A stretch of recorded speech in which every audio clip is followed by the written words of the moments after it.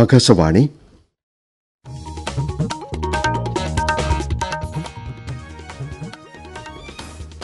നമസ്കാരം. പ്രാദേശിക വാർത്തകൾ വായിക്കുന്നത് അനിൽ ചന്ദ്രൻ. പ്രധാന വാർത്തകൾ. കർണാടകയിലെ ഷിരൂരിൽ ഇന്നലെ തെരച്ചിലിൽ കണ്ടെത്തിയ അർജുന്റെ മൃതദേഹം നാട്ടിലെത്തിക്കാൻ ശ്രമങ്ങൾ തുടങ്ങി. തെരച്ചിൽ പ്രവർത്തനങ്ങൾ ഏറ്റെടുത്ത കർണാടക ഗവൺമെന്റിനും മുഖ്യമന്ത്രിക്കും നന്ദി അറിയിച്ച് മുഖ്യമന്ത്രി പിണറായി വിജയൻ. ജമ്മുകാശ്മീരിലെ രണ്ടാംഘട്ട തെരഞ്ഞെടുപ്പിൽ 57.03% പോളിംഗ്. കേരള ട്രാവൽ മാർട്ടിന്റെ 12ാം പതിപ്പ് മുഖ്യമന്ത്രി പിണറായി വിജയൻ വൈകിട്ട് കൊച്ചിയിൽ ഉദ്ഘാടനം ചെയ്യും. ISL ഫുട്ബോളിൽ ഇന്ന് ചെന്നൈയിൻ FC മുഹമ്മദൻസ് SCയുമായി ഏറ്റുമുട്ടും. വാർത്തകൾ വിശദമായി.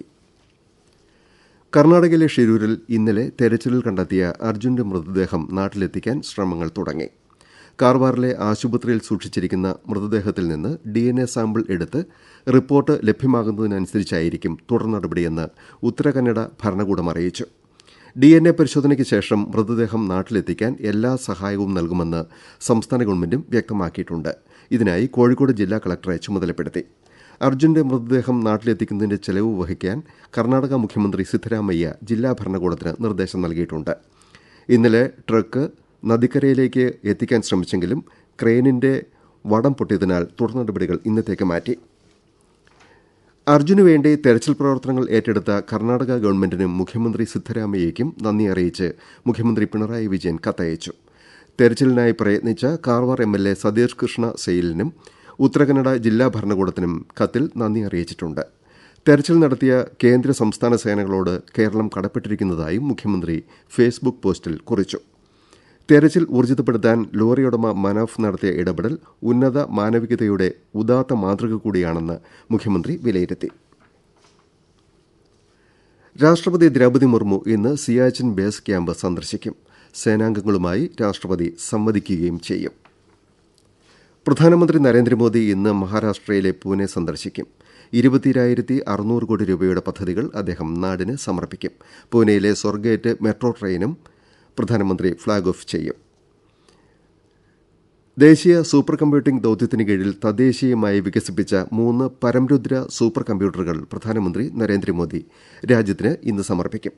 കാലാവസ്ഥാ ഗവേഷണങ്ങൾക്കായി രൂപപ്പെടുത്തിയ ഹൈ പെർഫോമൻസ് കമ്പ്യൂട്ടിംഗ് സംവിധാനവും പൂനെയിൽ പ്രധാനമന്ത്രി ഉദ്ഘാടനം ചെയ്യും. ജമ്മുകാശ്മീരിലെ രണ്ടാംഘട്ട തെരഞ്ഞെടുപ്പിൽ 57.03% പോളിംഗ് രേഖപ്പെടുത്തിയതായി തെരഞ്ഞെടുപ്പ് കമ്മീഷൻ അറിയിച്ചു. 26 നിയമസഭാ മണ്ഡലങ്ങളിലെയും തെരഞ്ഞെടുപ്പ് സമാധാനപരമായിരുന്നു. തെരഞ്ഞെടുപ്പിനെ ഒരു കാലത്ത് ഭീതിയോടെ കണ്ടിരുന്ന ജമ്മുകാശ്മീരിലെ വോട്ടർമാർ ഇപ്പോൾ ജനാധിപത്യത്തിന്റെ ഉത്സവവുമായി അതിനെ ആഘോഷിക്കുകയാണെന്ന് മുഖ്യ തെരഞ്ഞെടുപ്പ് കമ്മീഷണർ രാജീവ് കുമാർ വിലയിരുത്തി. കേരള ട്രാവൽ മാർട്ടിന്റെ 12ാം പതിപ്പ് വൈകിട്ട് മുഖ്യമന്ത്രി പിണറായി വിജയൻ കൊച്ചിയിൽ ഉദ്ഘാടനം ചെയ്യും. ഉത്തരവാദിത്ത tourism, MICE tourism, wedding destination, cruise tourism എന്നീ മേഖലകളിലാണ് ഇത്തവണത്തെ ട്രാവൽ മാർട്ട് കേന്ദ്രീകരിക്കുന്നത്. ചടങ്ങിൽ മന്ത്രിമാരായ PA മുഹമ്മദ് റിയാസ്, KN ബാലഗോപാൽ തുടങ്ങിയവർ പങ്കെടുക്കും. നാളെ മുതൽ 29 വരെ വെല്ലിംഗ്ടൺ ഐലൻഡിലെ സാഗര സമുദ്രിക കൺവെൻഷൻ സെന്ററിലാണ് ട്രാവൽ മാർട്ട് സംഘടിപ്പിച്ചിരിക്കുന്നത്. കൊച്ചി വിമാനത്താവള ഓപ്പറേഷണൽ മേഖലയുടെ സുരക്ഷയ്ക്കൊരുക്കിയ ആധുനിക സംവിധാനം മുഖ്യമന്ത്രി പിണറായി വിജയൻ രാവിലെ ഓൺലൈനിൽ ഉദ്ഘാടനം ചെയ്യും. 30 കോടി രൂപ ചെലവിലാണ് പെരിമീറ്റർ ഇൻട്രൂഷൻ ഡിറ്റക്ഷൻ സംവിധാനം തയ്യാറാക്കിയത്. വിമാനത്താവളത്തിലെ അന്താരാഷ്ട്ര ഡിപ്പാർച്ചർ ടെർമിനലിൽ ഒരുക്കിയ അധിക ലോഞ്ചും മുഖ്യമന്ത്രി നാടിന് സമർപ്പിക്കും. ഈ മാസം 1 കമ്മീഷൻ ചെയ്ത 0484 എയ്റോ ലോഞ്ചിൽ ഒക്ടോബർ 2ാം വാരത്തോടെ ബുക്കിംഗ് തുടങ്ങുമെന്ന് സിയാൽ അറിയിച്ചു. കേരള ഹൈക്കോടതി ചീഫ് ജസ്റ്റിസായി ജസ്റ്റിസ് നിധിൻ മധുകർ ജാംദാർ ഇന്ന് സത്യപ്രതിജ്ഞ ചെയ്യും. ഗവർണർ ആരിഫ് മുഹമ്മദ് ഖാൻ അദ്ദേഹത്തിന് സത്യവാചകം ചൊല്ലിക്കൊടുക്കും. രാജ്ഭവനിൽ രാവിലെ 10-നാണ് സത്യപ്രതിജ്ഞാ ചടങ്ങ്.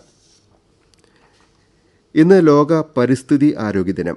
പരിസ്ഥിതിയും മനുഷ്യന്റെ ആരോഗ്യവും തമ്മിലെ പരസ്പര ബന്ധത്തെക്കുറിച്ച് അവബോധം വളർത്താൻ ലക്ഷ്യമിട്ടാണ് എല്ലാ വർഷവും സെപ്റ്റംബർ 26-ന് ലോക പരിസ്ഥിതി ആരോഗ്യ ദിനം ആചരിക്കുന്നത്.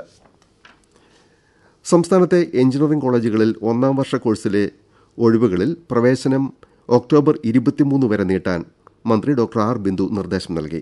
1ാം വർഷ BTech, BArch ഉൾപ്പെടെ കോഴ്സുകൾക്ക് ഇത് ബാധകമായിരിക്കും. പ്രധാനമന്ത്രി നരേന്ദ്രമോദിയുടെ ആകാശവാണി മൻ കി ബാത്ത് പരിപാടിയിലേക്ക് ആശയങ്ങളും അഭിപ്രായങ്ങളും നാളെ വരെ നൽകാം. ഈ മാസം 29-നാണ് മൻ കി ബാത്തിന്റെ 114-ാം പതിപ്പ്. പ്രാദേശിക വാർത്തകളാണ് കേൾക്കുന്നത്. ചെസ് ഒളിമ്പ്യാഡ് ജേതാക്കളുമായി പ്രധാനമന്ത്രി നരേന്ദ്രമോദി ന്യൂഡൽഹിയിലെ വസതിയിൽ കൂടിക്കാഴ്ച നടത്തി. 45ാമത് ചെസ് ഒളിമ്പ്യാഡ് ജേതാക്കളായ ഇന്ത്യൻ ടീം അംഗങ്ങളുടെ ചെസ് മത്സരത്തിനും പ്രധാനമന്ത്രി സാക്ഷിയായി. ഹംഗറിയിലെ ബുഡാപെസ്റ്റിൽ നടന്ന ചെസ് ഒളിമ്പ്യാഡിൽ ഇന്ത്യ ഇരട്ട സ്വർണം നേടിയിരുന്നു. ഇന്ത്യ ബംഗ്ലാദേശ് രണ്ടാം ക്രിക്കറ്റ് ടെസ്റ്റ് നാളെ കാൺപൂരിൽ ആരംഭിക്കും. ചെന്നൈയിലെ ആദ്യ ടെസ്റ്റ് ജയിച്ച് ഇന്ത്യ പരമ്പരയിൽ മുന്നിലാണ്. ISL ഫുട്ബോളിൽ ഇന്ന് ചെന്നൈയിൻ FC മുഹമ്മദൻസ് SCയുമായി ഏറ്റുമുട്ടും. രാത്രി 7:30 ചെന്നൈയിലാണ് മത്സരം. ഇന്നലെ പഞ്ചാബ് FC ഹൈദരാബാദ് FCയെ എതിരില്ലാത്ത 2 ഗോളിന് പരാജയപ്പെടുത്തി. IBSF ലോക പുരുഷ സ്നൂക്കർ ചാമ്പ്യൻഷിപ്പിൽ ഇന്ത്യയുടെ കമൽ ചോളയ്ക്ക് സ്വർണം.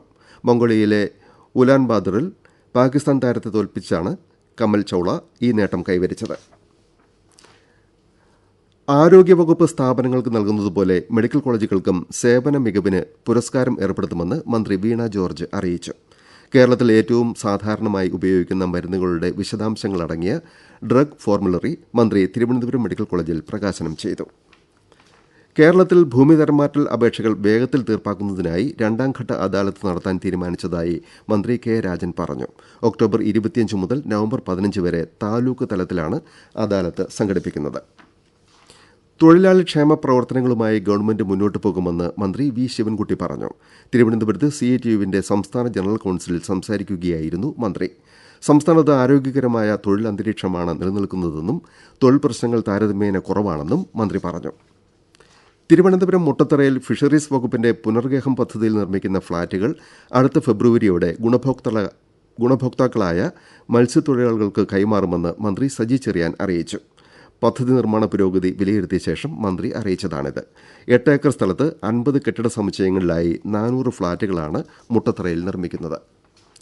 ഭിന്നശേഷിക്കാർക്ക് തടസ്സരഹിത ജീവിതം ഉറപ്പാക്കുകയാണ് ഗവൺമെന്റിന്റെ ലക്ഷ്യമെന്ന് മന്ത്രി ഡോക്ടർ ആർ ബിന്ദു പറഞ്ഞു. സംസ്ഥാന ഭിന്നശേഷി ക്ഷേമ കോർപ്പറേഷൻ തിരുവനന്തപുരം ജില്ലയിലെ ഗുണഭോക്താക്കൾക്ക് സഹായ ഉപകരണങ്ങളും പദ്ധതി ആനുകൂല്യങ്ങളും വിതരണം ചെയ്യുന്ന ക്യാമ്പിൽ സംസാരിക്കുകയായിരുന്നു മന്ത്രി. അന്തരിച്ച CPIM നേതാവ് MM ലോറൻസിന്റെ ഭൌതിക ശരീരം എറണാകുളം ഗവൺമെന്റ് മെഡിക്കൽ കോളേജിന് പഠനാവശ്യങ്ങൾക്ക് വിട്ടുനൽകും. ഹൈക്കോടതി നിർദ്ദേശപ്രകാരം കളമശ്ശേരി മെഡിക്കൽ കോളേജ് പ്രിൻസിപ്പലിന്റെ നേതൃത്വത്തിൽ രൂപീകരിച്ച ഉപദേശക സമിതിയുടേതാണ് തീരുമാനം. MM ലോറൻസിന്റെ ആഗ്രഹം അതായിരുന്നുവെന്ന് തെളിയിക്കുന്ന വ്യക്തവും വിശ്വാസയോഗ്യവുമായ സാക്ഷിമൊഴി ലഭിച്ചെന്ന് ഉപദേശക സമിതി അറിയിച്ചു. ശരീരം പഠനാവശ്യങ്ങൾക്ക് വിട്ടുനൽകണമെന്ന് കഴിഞ്ഞ മാർച്ച് 9 മൂത്ത മകൻ ML സജീവനോട് ലോറൻസ് ആവശ്യപ്പെട്ടിരുന്നതായി സമിതിക്ക് ബോധ്യപ്പെട്ടു. ഇക്കാര്യം വിശ്വാസയോഗ്യരായ 2 ബന്ധുക്കൾ സാക്ഷ്യപ്പെടുത്തിയിട്ടുണ്ട്. ലോറൻസിന്റെ 2 പെൺമക്കളും പ്രവാസികളായിരുന്നുവെന്നും ദൈനംദിന പരിചരണത്തിൽ അവർ പങ്കെടുത്തിരുന്നില്ലെന്നും സമിതി നിരീക്ഷിച്ചു. 4ാം വർഷത്തിലേക്ക് കടന്ന ശ്രീനാരായണ ഗുരു ഓപ്പൺ യൂണിവേഴ്സിറ്റി ഈ വർഷം 28 UG PG പ്രോഗ്രാമുകൾക്ക് അപേക്ഷ ക്ഷണിച്ചതായി vice chancellor professor VP Jagathiraj കോഴിക്കോട്ട് അറിയിച്ചു. 6 UG പ്രോഗ്രാമുകൾ 4 വർഷ ഓണേഴ്സ് ഘടനയിലായിരിക്കും.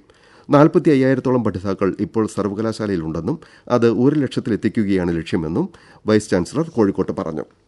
വിദ്യാരംഭത്തിന് തിരുവനന്തപുരം രാജ്ഭവനിൽ ഗവർണർ ആരിഫ് മുഹമ്മദ് ഖാൻ കുട്ടികളെ ആദ്യാക്ഷരം എഴുതിക്കും. ഒക്ടോബർ 5 മുൻപ് രജിസ്റ്റർ ചെയ്യുന്ന കുട്ടികൾക്കാണ് 13-ാം തീയതിയിലെ വിദ്യാരംഭത്തിന് അവസരം നൽകുന്നത്. സംസ്ഥാനത്ത് ലൈഫ് സയൻസ് രംഗത്ത് നിക്ഷേപം ആകർഷിക്കാൻ സംഘടിപ്പിക്കുന്ന ബയോ കണക്ട് വ്യവസായ കോൺക്ലേവ് നാളെ തിരുവനന്തപുരത്ത് ആരംഭിക്കും. മുഖ്യമന്ത്രി പിണറായി വിജയൻ നാളെ കോൺക്ലേവ് ഉദ്ഘാടനം ചെയ്യും. കണ്ണൂർ ചിറയ്ക്കൽ ഗ്രാമപഞ്ചായത്തിലെ കുണ്ടൻചാലിൽ മണ്ണിടിച്ചിൽ ഭീഷണി നേരിടുന്ന 7 കുടുംബങ്ങളുടെ പുനരധിവാസത്തിന് മുഖ്യമന്ത്രിയുടെ ദുരിതാശ്വാസ നിധിയിൽ നിന്ന് 70 ലക്ഷം രൂപ അനുവദിച്ചു. ഓരോ കുടുംബത്തിനും 10 ലക്ഷം രൂപ വീതം ലഭിക്കും. ഹജ്ജ് 2025 തീർത്ഥാടനത്തിന് ഓൺലൈൻ അപേക്ഷ നൽകിയ യോഗ്യരായ അപേക്ഷകർക്ക് കവർ നമ്പറുകൾ അനുവദിച്ചു. അപേക്ഷകന്റെ മൊബൈൽ നമ്പറിലേക്കും ഹജ്ജ് കമ്മിറ്റി വെബ്സൈറ്റിലും ഇത് പരിശോധിക്കാം.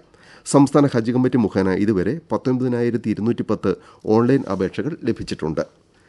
വഖഫ് ബോർഡ് അവകാശവാദം ഉന്നയിക്കുന്ന മുനമ്പത്തെ 400 ഏക്കറോളം ഭൂമിയിൽ തുടരുന്നതിന് ഭൂസംരക്ഷണ സമിതി നടത്തുന്ന സമരത്തെ BJP പിന്തുണയ്ക്കുമെന്ന് പാർട്ടി സംസ്ഥാന സമിതി അംഗം ഷോൺ ജോർജ് പറഞ്ഞു.